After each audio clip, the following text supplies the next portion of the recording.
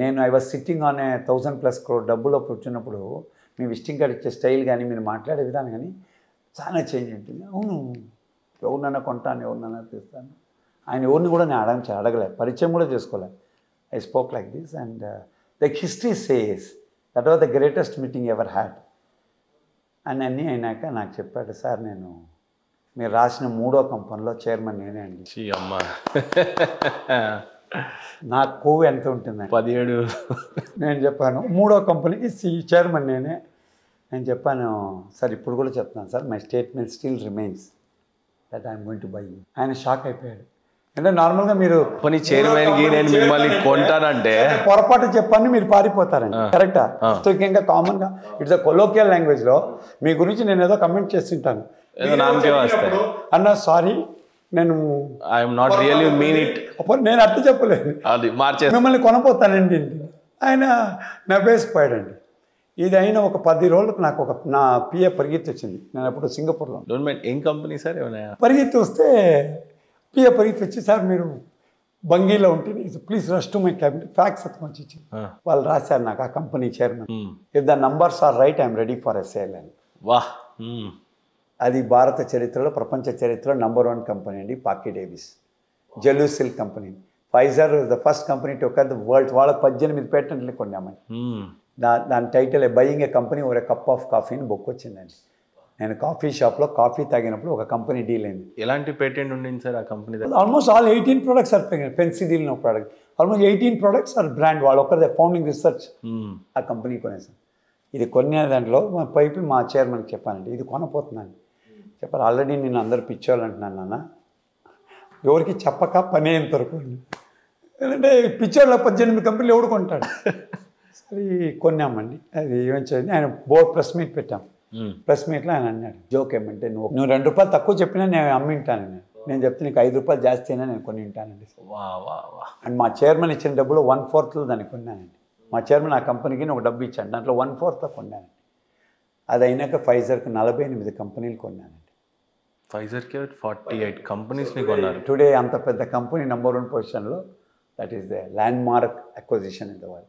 Company ఇప్పుడు ఎలా ఉందనేది కాదు, ఎప్పుడు చిన్నగా ఉందో అప్పుడు నేనేం చేశాను అనేది ఇంపార్టెంట్. సింగపూర్లో పోతే అది ఉంటుందండి. నేను ఆఫీస్కి పోతే చెప్పిన చరిత్ర రాసిన buying a company or a cup of coffee, ఒక కాఫీ మీతో తాగి మాట్లాడే టైంలోనే ఒక కంపెనీ కొన్నానండి. 48 కంపెనీస్ కొన్నాను. దాంట్లో 17 కంపెనీలు కొనేసాను. ఏ నెంబర్ రాసాను అది 17 కంపెనీలు కొనేసి సుబ్రహ్మణ్యం శర్మ అంటే ఒక కంపెనీస్ కొంటానన్న ఒక మర్జర్ అక్విజిషన్లో బ్రాండ్ టాప్ కంపెనీకి పోయానండి, నంబర్ 1 పొజిషన్. ఎంతకాలం చేశారు ఫైజర్? 3 years. 3 yearsలోనే ఇన్ని రికార్డ్ చేసామండి. And 30th year I decided to return back. Pfizer ఈరోజు వరల్డ్ నంబర్ 1 కదా సార్ ఫార్మాసిటికల్లో, వరల్డ్లోనే. నేను వదిలే రోజు మీరు అంటే ఈరోజు నంబర్ 1 కానీ ఆ రోజు నుంచి ఆ పొజిషన్ ఎవరు రాలేదండి, ఆ 10 మంది కూడా లేదండి. ఫైజర్లో మరి మీ కాంట్రిబ్యూషన్ ఏంటంటే గొప్పగా అంటే ఏం చెప్తారు? ఈ 48 కంపెనీలు నేనే కదండి కొన్నా. ఈ 10 మంది ఉన్నారు కదండి, 10లో ఒకరే ఉన్నాండి. టాప్ 10 ప్లేయర్స్లో 9ని ఫినిష్ చేశారు, నంబర్ 1గా పెట్టేశారు. దాంట్లో 3 ఉన్నారండి. అయితే 3కి 1కి గ్యాప్ పెద్దది అయిపోయింది, ఆకాశం భూమి ఇలాగ అయిపోయింది. అందులో బిగ్గెస్ట్ కంపెనీ ఏది సార్? ఫైజర్ బిగ్గెస్ట్ కంపెనీ కొని దాన్ని ఫస్ట్ తీసేసుకున్నారు. 18 బ్రాండ్స్ దండి కొన్నాం, టాప్ కంపెనీస్, జర్మన్ కంపెనీస్ అన్నీ కొనేసాం. ఇండియన్ కంపెనీ ఏదైనా అప్పట్లో వరల్డ్ వైజ్గా ఏమన్నా ఫైట్లో ఉందా సార్? లేదు, అప్పుడు ఇండియాలో కంపెనీసే లేదండి. India Sun Pharma, Reddy's, Cadila, సిప్లాన్ ఒక 4-5 కంపెనీలు. అంటే కనీసం వరల్డ్ ర్యాంకింగ్లో ఫార్మాసిటికల్ ఇండియా ఎక్కడా లేదు. అప్పుడు లేదండి, ఇప్పుడు ఉన్నారండి. ఇప్పుడు ఒక 5 కంపెనీస్ ఉన్నారండి. అప్పుడు ఈరోజు ఇండియా వ్యాప్తంగా ఫార్మా కూడా స్ట్రాంగెస్ట్ కాంట్రిబ్యూషన్ ఉంది జీడిపిలోనే, ఎకానమీలో. అట్లా టాప్ 5 కంపెనీస్ ఏమున్నాయి సార్ ఈరోజు? రెడ్డీస్ ఉన్నారండి, డాక్టర్ రెడ్డీస్. దెన్ ఫార్చ్యూన్ ఫైవ్లో మ్యాన్కైండ్ అనే కంపెనీ. మ్యాన్కైండ్ అన్నీ ఉన్నాయి, టాప్ ఇండియాలో టాప్ ప్లేయర్స్ ఉన్నాం.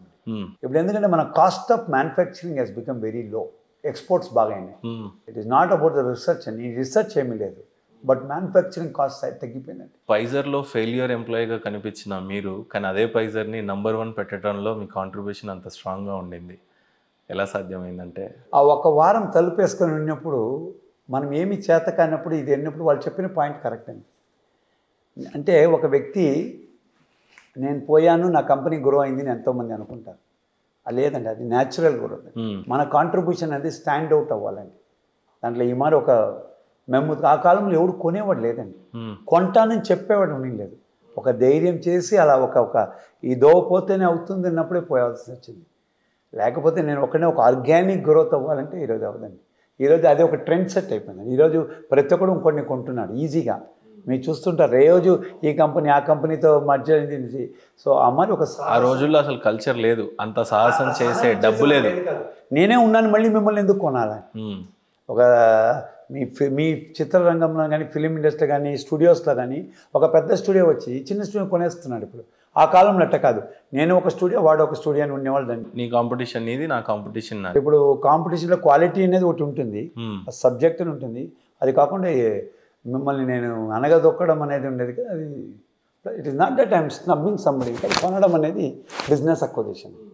మీ బిజినెస్ నేను తీసుకుంటాను. సార్ మరి ఈరోజు వరల్డ్ వైడ్గా కోవిడ్ వచ్చినప్పుడు అతలాకుతలం అయింది ప్రపంచం అంతా కూడా. బతుకుంటే చాలురా భగవంతుడా అని కోరుకొని చాలామంది కూడా ఇంకో హోప్ అనేది లేదు. చాలా దేశాలు కూడా కష్టపడతా ఉన్నాయి ఈ కోవిడ్కి రిలేటెడ్గా ఎలాంటి వ్యాక్సిన్ వస్తే బాగుంటుంది అని చెప్పి. అలాంటిది ఫైజరే ఫర్ ద ఫస్ట్ టైం అనుకుంటా వ్యాక్సిన్ని జనరేట్ చేసి ప్రపంచానికి నా దగ్గర వ్యాక్సిన్ ఉందని చెప్పడం. ఆ వ్యాక్సిన్ ఈరోజు ఫైజర్ తయారు చేయడానికి అందులో ఆ రోజు మీ కాంట్రిబ్యూషన్ ఎంతో ఉంటుందా? కాదండి, దాంట్లో ఉన్నప్పుడు ఇప్పుడు ఆ ప్రోడక్ట్ కాంట్రిబ్యూషన్ లేకపోయినా ఇన్ఫ్రాస్ట్రక్చర్ కాంట్రిబ్యూషన్ మందే.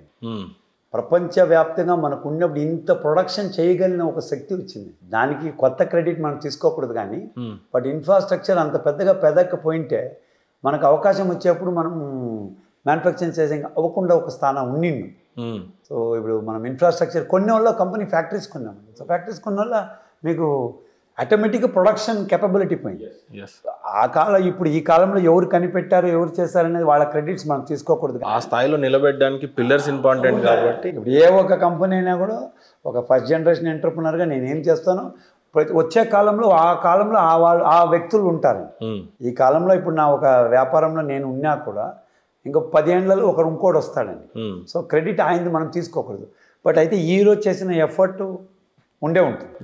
అది with all the pride I should take.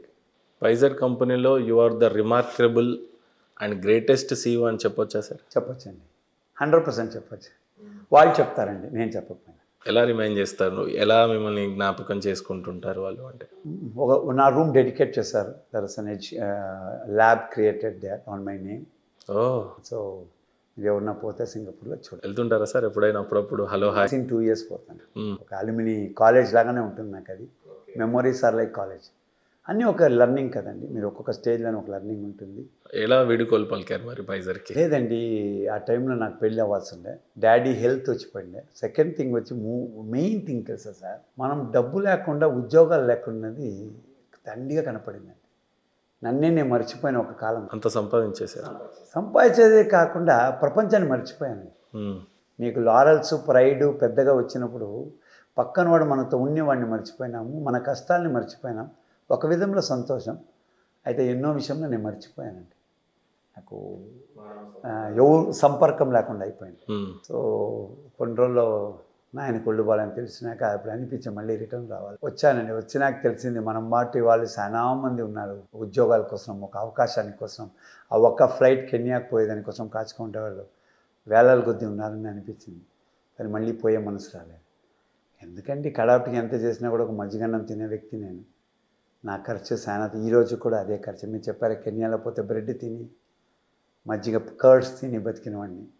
అప్పుడు అవకాశం లేదు, నా దగ్గర అంత అర్హత లేకుండా ఉన్న కాలాలు అది. ఇప్పుడు ఇంత ఉన్నా కూడా అది మీ మిడిల్ క్లాస్ మెంటాలిటీ అంటాం కదా, అది కంటిన్యూ అయింది.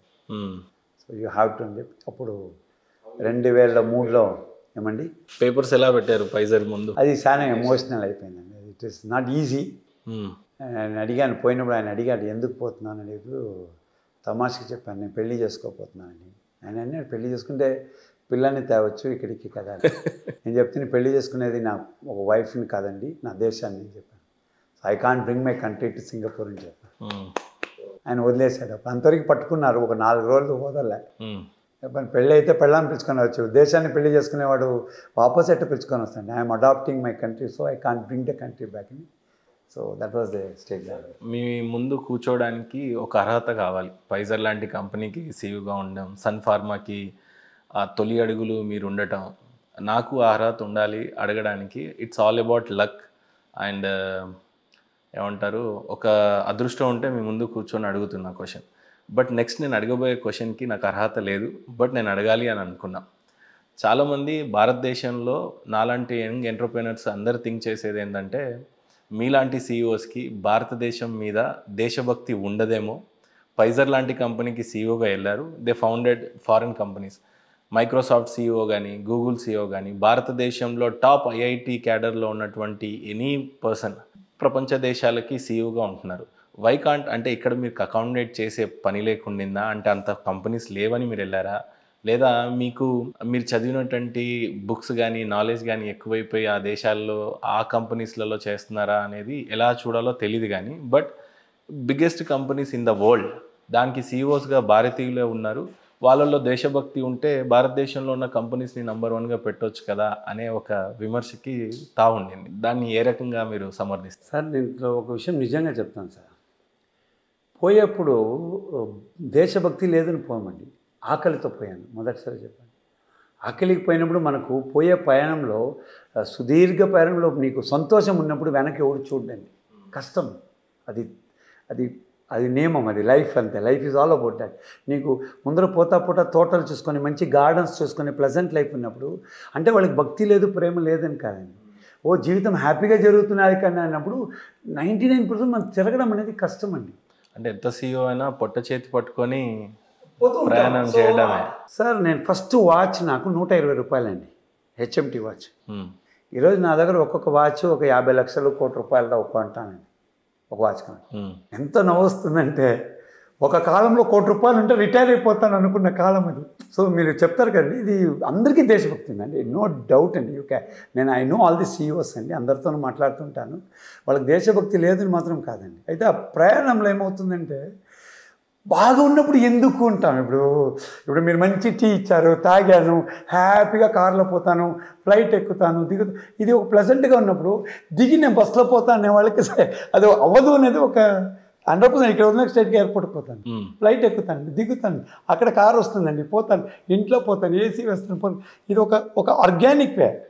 ఇక్కడ నాకు భక్తి ఉందా, కింద దోవలో పోయేప్పుడు ఒక బెచ్చగాడు ఉన్నాడు మనం చూస్తానంటే చూసే అవకాశాలు తక్కువ ఉంటాయి. విండో దింపి తొంగి చూసి వాడు బిచ్చగాడని చూడలేము మనం. సో దానివల్ల మనకంటే వాడిపైన సహానుభూతి లేదని కాదండి. నాకు బిచ్చగాడికి ఆ మాట కథ దొరకని అవకాశాలు లేని ఒక ఉంటాయి. ఎందుకంటే కారు ఎక్కినంటే హైవే కొడతాడు, వాడు పోతూ ఉంటాడు, వాడి కర్తవ్యం చేస్తున్నాడు. బాగా చెప్పారు. సో భక్తి లేదు కానీ, బట్ ఒక్కొక్కసారి మనకు ఒక టైం వస్తుందండి, నా దేశానికి నేనేమో చెయ్యాలని ఉంటుంది. ఎందుకంటే మీ నీడ్ తక్కువ అయిపోయినాడు, నీ ఆకలి అనేది తగ్గిపోతుంది సార్ ఒక కాలం అయిపోయి. ఎందుకంటే మీరు ఇప్పుడు తిని ఎంత ఫుడ్ నేను తెలుసా, హోటళ్ళ తర్వాత 50 ఐటెంలు పెట్టాను. నేను కడుపు 2 ఇడ్లీ ఒక వడ తినేసి వచ్చాను, ఒక కాఫీ తాగేస్తాను. నిజం, పెద్ద స్టార్ హోటలు, ఓకే, వేల కొద్దీ రెంట్లు ఇస్తాము, ఎక్కడ చూసినా భోజనం. నమ్ముతారా లేదు సార్, నేను ఇండియా వదిలినప్పుడు మరో పూటకు భోజనం లేని కాలంలో పోయాను. ఈరోజు అంత అన్నం ఉన్నా ఆ రోజు 2 ఇడ్లీ ఉంటే చానుని పోయాను. ఈరోజు ఇంత అన్నం ఉన్నా నాకు 2 ఇడ్లీనే చానుని వచ్చాను. So that is something called as a road from not contented to a contented place అంటాం. నాకు సంతృప్తి ఇచ్చిన రోజులు అది. అసంతృప్తి ఇచ్చినాక మీకు స్ట్రైక్ అవుతుందండి, ఇంకా పోదామండి. ఎవరో ఒక రీసెంట్గా ఒక ఇంటర్వ్యూ చేస్తుంటే, వాట్ ఈస్ కాల్డ్ సక్సెస్ అంటే కంటెంట్మెంట్ అండి. సక్సెస్ అంటే నీకు చాలురా అన్నప్పుడే వాడు సక్సెస్ అంట, లేదా సక్సెస్ మీరు ఎంజాయ్ చేయలేరు. ఆ పీక్ టైంలో వచ్చిన కాలం ఎంతమందికి ఏ కాలంలో వస్తుంది అని చెప్పలేము కానీ, సో దేశభక్తి అనేది ఉండే ఉందండి. ఎందుకంటే ఎవడు కానీ భారతదేశం వదిలిపోయేప్పుడు మట్టితో ఎవడు పోలేదండి, అన్నీ వదిలేసి నేను నా తల్లిదండ్రులంతా వదిలేసే పోతాను. అంటే నా నేల ఉంది అనేసి. ఇప్పుడు కూడా ఫారిన్లో తిరుగుతున్నా కూడా నా నేల ఉంది, ఇక్కడ అన్నీ అమ్ముకొని బ్యాగ్ ఎత్తుకొని పోయిన వాడు నా చరిత్రలో లేదండి. బట్ వన్ థింగ్, మీ గొప్పతనం చెప్పాలి అని అంటే, ఫైజర్ నంబర్ 1 అయిన తర్వాత వదిలేశారు మీరు. ఆ టైంలో నంబర్ 1 సీఈఓగా ఉన్నారు, చాలా కంపెనీస్ని కొన్నారు. ఆ top most salary, I don't know ఎంత డ్రా చేశారో, లాస్ట్ శాలరీ చెప్పొచ్చా? That was almost like 1000 crores. 1000 crores per annum. బా, ప్లస్ ఈఎస్ఓపీస్. అర్థం లేని డబ్బు అండి. అర్థం లేని డబ్బు అంటారా? బట్ ఆ టైంలో నా భారతదేశానికి నేను చేయాలి అనుకొని రిటర్న్ రావటం అనేది ఫస్ట్ కంటెంట్మెంట్ అయిపోతుంది కదండి. కంటెంట్మెంట్ అయిపోతుంది సార్, ఏ ఊరి వ్యక్తికైనా కదా సార్. పోయిన if I can say I'm a gap between 2 generations అండి. ఒక జనరేషన్ మనం చెప్తాం పాతకాల జనరేషన్ని, కొంత ప్రజెంట్ జనరేషన్. మేము రెండిట్లో శాండ్విచ్ చేయడం. సో ఆ మరి ఒక జనరేషన్లో ఉండి ఈ మరి ప్రజెంట్ జనరేషన్ ఇంకా కనెక్ట్ అయ్యే ఒక వ్యక్తిగా ఉన్నాను. ఒక మీకు ఏమి నెక్స్ట్ ఉన్నప్పుడు ఒక అర్థం లేని కూర్చుంటారండి చైర్లో. మీరు అడిగారంటే వరల్డ్స్ #1 హోటల్లో ఉన్నానండి, #1 ఎయిర్లైన్స్లో తిరిగానండి, పాస్తులు విపరీతంగా చేసేది. అదే నీకు ఏమండి మళ్ళీ మేము జస్ట్ మీకే ఒక గ్లాన్స్ ఇస్తాను. ఏం కిక్ ఇవ్వలేదు మీకు? ఒక సింగిల్ బెడ్రూమ్ హౌస్లో ఉండేవాడిని, 15-20 బెడ్రూమ్లు ఇల్లు ఉన్నది. అదే ఒకరికి నిన్న కూడా ఒకరికి చెప్తాను, ఒక కాలంలో టీవీకి పక్క ఇంట్లో తొంగి చూసి కిటికీ చూసినాను. సినిమాలు క్రికెట్ మ్యాచ్ ఎనీథింగ్. ఈరోజు బాత్రూమ్ విడిచి అన్ని రూముల్లోనే టీవీ ఉంది, చూసేవాడు ఎవడు లేదు. అన్ని రూములు ఉంది, అది కూడా ఆర్డినరీ టీవీ కాదు, హోమ్ థియేటర్స్ అన్ని రూముల్లో. మా ఇంట్లో ఫస్ట్ ప్రైజ్డ్ పొజిషన్ అంటే ఒక టీవీ విత్ డోర్. అది తెచ్చినప్పుడు ఇంట్లో 5 మంది కూర్చొని టెంకాయ కొట్టి పూజ చేసి ఒక ఫుల్ లెంత్ పిక్చర్ చూసి ఆ న్యూస్ వచ్చినప్పుడు పరిగెత్తిపోయి ఆన్ చేసినట్టు రోజులు. ఈరోజు 2 నిమిషాలు ఆన్ టీవీ ఉంది కదా అని చూస్తున్నాం, చూడాలని లేదు. అంటే అన్ని రూముల్లోనే టీవీ ఉన్నాయి, మొబైల్స్లో ఉన్నాయి, రీల్స్లో ఉన్నాయి. మేము మరి పాడ్కాస్ట్ చేసాం. But ultimately end of the day మీకు ఏం చేస్తున్నామంటే ఒక క్వశ్చన్గానే మిగిలిపోయింది. అది ఎవరికి ఏమో పెద్ద మీరు అంటారు కానీ అది మీరు కట్ చేస్తే మీరు అలా ఉంటుందే కానీ వాస్తవికంగా ఎవరైనా మరి ఆ అనుభూతి పొందినవాడు వాడు ఉండలేడు. సార్, ఈరోజు మరి చాలా దేశాల ప్రధానమంత్రులు, ముఖ్యమంత్రులు ఒక పైజర్ లాంటి కంపెనీ CEO అపాయింట్మెంట్స్ కోసం చూస్తారు, ఇన్వెస్ట్మెంట్ కోసం చూస్తున్నారు. లేకపోతే ఒక మైక్రోసాఫ్ట్, గూగుల్ లాంటి కంపెనీతో కొలాబరేషన్ మా ప్రాంతం, మా స్టేట్లో ఉండాలి అని PM కానీ CMలు కానీ చూస్తున్నారు. మీ రోజుల్లో పైజర్ CEOగా మీరున్నప్పుడు హూ అప్రోచ్డ్ యూ? ఏ రకంగా ఉండింది అప్పుడు యాక్చువల్లీ చెప్పాలంటే లీడర్స్ కూడా లేదండి. మరి అప్రోచ్ చేసేవాళ్ళు లేదు, మేము అప్రోచ్ చేస్తామండి. ఇంత ఎక్స్పాన్షన్ చేసానికి, ఇంత కృషి పడడానికి మేము పరిగెత్తాల్సి వచ్చాయి. అంటే అంత లాంగ్ విజన్ ఉండాలి స్టేట్ లీడర్స్కి కూడా. ఇప్పుడు ఉన్నారు, అప్పుడు లేదు, ఎవడు వచ్చేవాడు కాదు. ఎలా చేస్తానంటే నువ్వు పెద్దవాడంటే నువ్వు పెద్దవాడు, నేను చిన్నవాడంటే చిన్నవాడు, ఆ గ్యాప్ క్లియర్గా ఉండే. ఇప్పుడు లేదండి. ఇప్పుడు మనం there is a race for being #1. మీరు రేస్ చేస్తున్నారు #1కి, నేను రేస్ చేస్తున్నాను. దీంట్లో ఎవరు రాంగ్ కాదండి. ఆ కాలంలో రేస్ లేదు, there was no race to be #1. Everybody want to achieve #1 position. నేను సో ప్రతి ఒక్కరు వాళ్ళ మైండ్ ఓపెన్ చేసుకొని వచ్చిన కాలం. సో మేము పోయామండి. ఈ స్థితి మీరు చెప్తా ఉండేది పోస్ట్ 2006 అండి. 2006 వరకు అమర్ లేదు. మీరు కొంచెం చరిత్ర తిప్పి చూడండి, ఎవడో వాడు వ్యాపారం చేస్తున్నాడు, ఎక్కడో వస్తాడు. ఇది అట్ట కాదండి. ఒక యాప్ చేసి #1 అయిన వాళ్ళు ఉన్నారు.